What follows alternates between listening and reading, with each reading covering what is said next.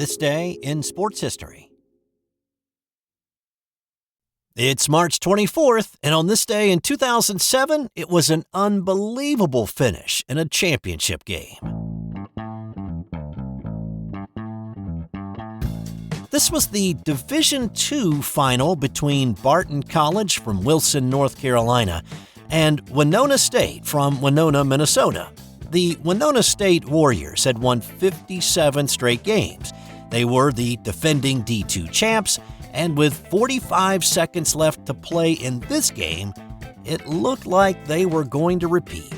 After a made free throw, they were up 7. The Barton Bulldogs had a guy by the name of Anthony Atkinson. Atkinson was a 5'10 senior All-American who was getting ready to ignite one of the greatest comebacks in NCAA basketball history. He calmly but quickly scored on the other end to make it a 5-point game, committed the foul to send Winona State back to the line for a 1-and-1, and the front end banged off the back of the iron. Barton got the rebound and things got really exciting. Here's the fantastic Iron Eagle with what happened next with the call for CBS that day. Final 30 seconds. Atkinson. Pull up, pop, book it. 23 for Atkinson. Nice and he steals the ball. Oh my! Unbelievable! Atkinson is fouled and a chance to tie it. Incredible! But Atkinson, an 82% free throw shooter on the year, missed the free throw. The Warriors corralled the rebound. A foul sent Jonte Flowers, a 75% free throw shooter, to the line for Winona State, still clinging to the 1-point lead. Flowers hit 1 of 2 to extend the lead to 2 points. Let's pick up the final amazing 10 seconds of this one with Iron Eagle again. Atkinson. 10 seconds left, down by 2. The drive, reverse. Oh, what a play! Anthony Atkinson has tied it up. 4 seconds left. Melvick stolen away. He's got time. Atkinson, layup. Good! Anthony Atkinson at the buzzer. Barton is your national champion. Now, I've watched the replay of that final minute of this game at least 50 times, and I am amazed every time I watch it. Atkinson scored 10 points in the final 45 seconds to give Barton its first national championship. So, this being in the early days of YouTube, he became an instant viral sensation. This game finished second at the ESPYs that year for best finish behind the Dodgers-Padres game when LA hit 4 homers in the 9th to tie it, and then won it in the 10th on Nomar Garciaparra's home run. Atkinson parlayed his virality into a 12-year stint with the Harlem Globetrotters, and then he went back to Wilson, North Carolina to be the high school basketball coach at Wilson Prep, where he's now coached his team to 3 state 1A titles since 2021. This episode is brought to you by the Sterling Soap Company. How often do you think about your soap? Well, if you answered, not much, maybe you should. You see, a lot of what passes for soap in stores is technically not soap, according to the FDA's definition. It's full of lab-created chemicals and detergents because it's cheaper to make. Now, what if you could buy natural soap made from natural ingredients like tallow, palm oil, coconut oil, and scented with essential oils, and for just a little bit more than you'd pay for grocery store soap? Sterling Soap is 100% natural, and with a wide variety of bath soaps, shave soaps, beard balm, lotions, and cologne, there's a product and a scent for just about everybody. Check them out for yourself at sterlingsoap.com. That's STIRLING soap.com. On this day in 1962, Joe Lapchick's lucky shirt ran out of luck. By this point in his life, Lapchick, one of the original Boston Celtics, basketball legend and future Hall of Famer, was nearing the end of his coaching career at St. John's. His Redmen were good. Back on January 9th, his St. John's team won a basketball game in double overtime on the road at Notre Dame. Well, Lapchick had put on a fresh shirt that day and decided to wear it the next time out on February 3rd against Army. They won again.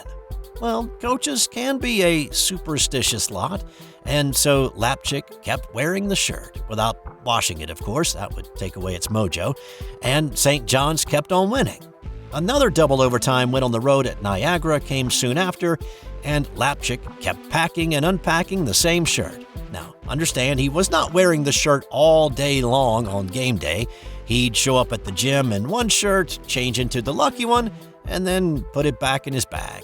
But coaches can work up a sweat in a game, and the shirt began to take on a certain pungency.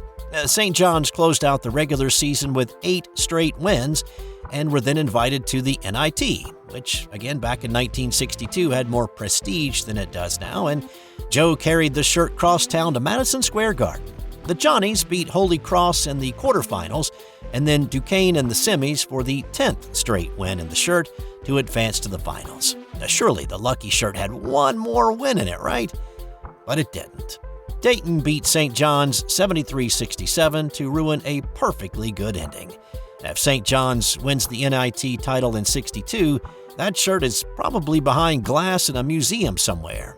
Instead, Joe's wife disposed of the stinky shirt the next day. On this day in 1975, Muhammad Ali stepped into the ring with Chuck Wepner, who was also known as the Bayonne Bleeder, because he was known for being able to take a punch. Well, lots of punches. Wepner said he had his nose broken 9 times in his 16-year boxing career and had more than 300 stitches to close a variety of wounds. So, yeah, he bled a lot, and he would bleed again in this fight. Don King was the promoter for this fight, and he labeled it, "Give the White Guy a Chance fight."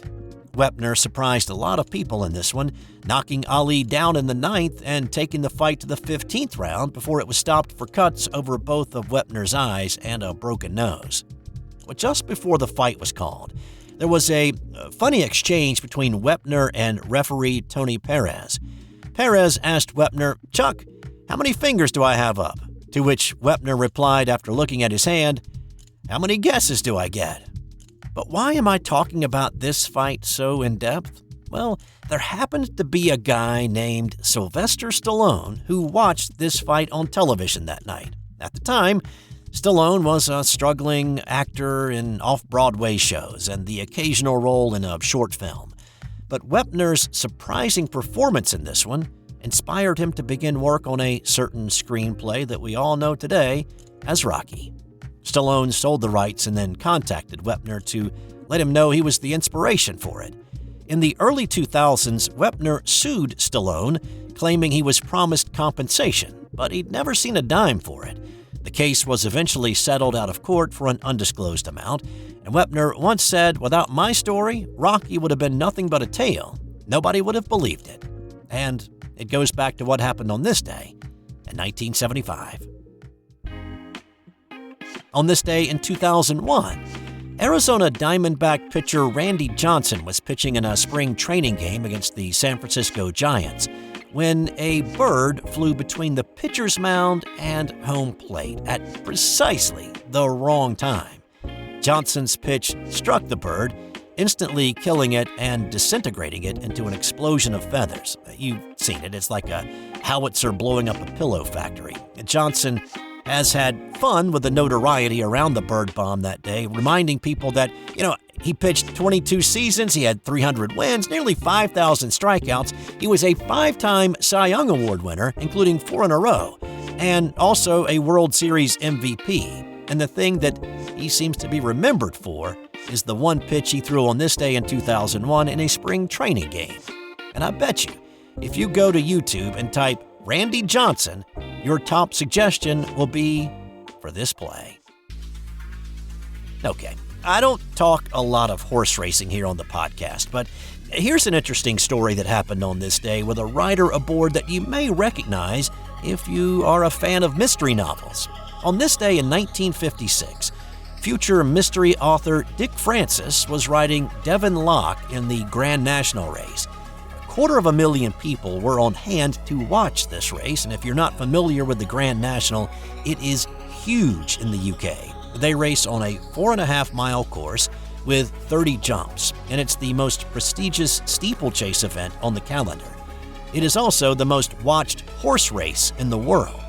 Well, before he was known for his tightly plotted, horse-themed mysteries, Francis was a talented and successful jockey. The horse he was riding on this day was owned by the Queen Mother, one of 2 entries she had in the race. Devon Loch was one of the favorites and raced like it. By jump 27, it looked like a 3-horse race. When he cleared the final jump, he was free and clear. Here's newsreel coverage of the race that day. Into the final straight with victory in sight for Devon Loch. He's clear away from ESB and Gentle Boyer. Only 40 yards to go. Devon Loch can't lose. But he slipped. He's down. ESB streaks past to win by 10 lengths with Gentle Boyer second and Royal Tan third. Devon Loch's on his feet again, but it's too late. The most tragic defeat in Grand National history. So instead of slipping, the horse appeared to go into a jump and then flopped on its belly. The reason for his jump and belly flop is still a mystery, though there are a few theories, sort of like when you're 3/4 done with a mystery novel. Francis wrote his autobiography the following year in '57. He enjoyed the process so much that he began to write his own brand of horse-themed mystery novels, publishing his first in 1962 and published in excess of 50 before he died in 2010. And time now for today's That's Got Nothing to Do with Sports fun fact. Have you ever wondered why the $sign is like an S with a line drawn through it? Well, if that doesn't consume your thoughts, I'll tell you anyway. The most popular theory is that the symbol originated from the Spanish peso, which was sometimes written as PS, and other times the P was superimposed on top of the S that closely resembles the $sign that we use today. This has been an original Thrive Suite production.